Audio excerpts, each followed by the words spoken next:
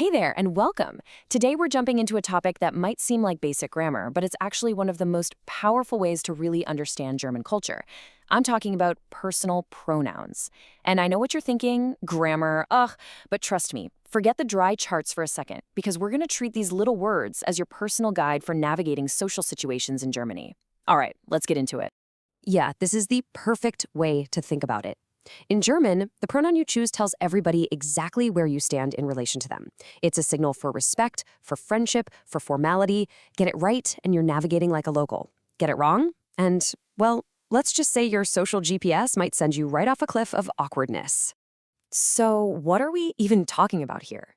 Super simple, right? They're just the words we use instead of names. I, you, he, she, you get the idea. Now, in German, they're absolutely essential for grammar. The verb ending literally changes to match the pronoun. But, and this is the really cool part, their most important job isn't really about grammar at all. Okay, so first things first on our social map, we've got to find ourselves. I mean, you can't really figure out where anyone else is until you know how to pinpoint your own location, right? So let's start with you, the speaker. Okay, this part is super easy. You're gonna get this in a snap. If you're just talking about yourself, you use ich. Ich bin Batman. I am Batman. Done. And if you're part of a crew, a group, you use wir for we. Wir wohnen jetzt in Berlin. We live in Berlin now. See? Easy enough. But hold on, because this is where our map starts to get really interesting. All right, now for the most critical part of our whole GPS system, how you talk to other people. You know, in English, we have it easy. We've just got you. It works for your best friend, your boss, a total stranger, everybody. But German, oh no. German makes you stop and make a really big social decision right up front. So before a single word comes out of your mouth, you've got to ask yourself, okay, who am I actually talking to here? Is this one person or a whole bunch of people? Do I know them? Are they older than me? The answer to these questions completely changes which you're going to use. So check this out. This chart lays out your choices perfectly. For one person you know well, a friend, your sibling, a buddy from work, you use do. For a group of those same friendly faces, you use ihr. But for basically everyone else, strangers, your boss, that person at the bakery, anyone you need to show some respect to, there's just one option. Sie. So just think of Sie as your default mode. It's your go-to for showing respect.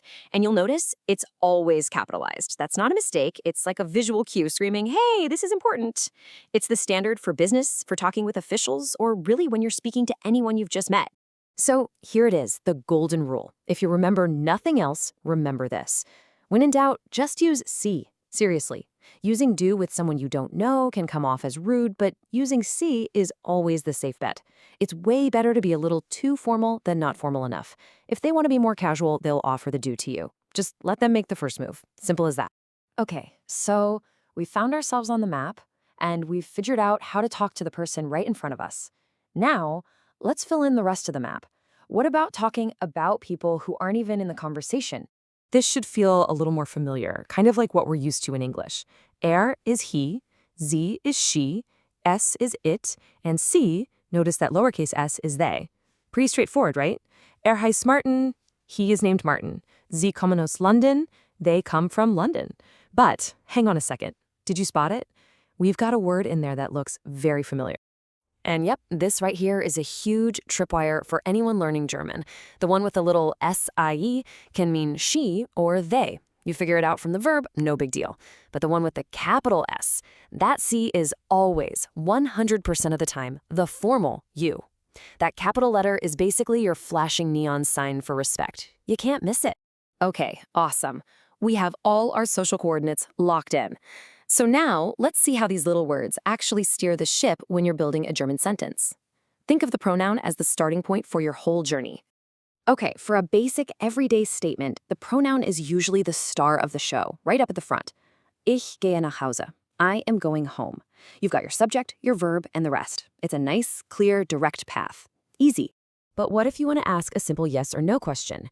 Well, the whole thing just flips around. The verb jumps into first place, and the pronoun comes right after it. Gehst du nach Hause? Are you going home? It's that little switcheroo that tells everyone, hey, I'm asking a question. And finally, if you're asking a question that needs more than a yes or no, like where or why, the pronoun just slides into third place. The question word comes first, then the verb, and then our pronoun. Wohin gehst du? Where are you going? The pattern is always the same. Question word, then the verb, then the pronoun. Once you see it, you can't unsee it. So you see, these pronouns are doing double duty. They're not just your social GPS, they're also laying down the tracks for your entire sentence. Once you get a handle on where they go, you've started to master the fundamental flow of speaking German. They really are the key to the whole map. So it's pretty clear how German pronouns show us a culture that really cares about the difference between formal and informal situations. And that kind of brings us to a bigger idea, right? Grammar isn't just a boring set of rules we have to memorize. It's like a window into a culture's soul, its values, its history. So it makes you wonder, what does the grammar of your own language say about your culture? Kind of fascinating to think about. Thanks so much for joining me.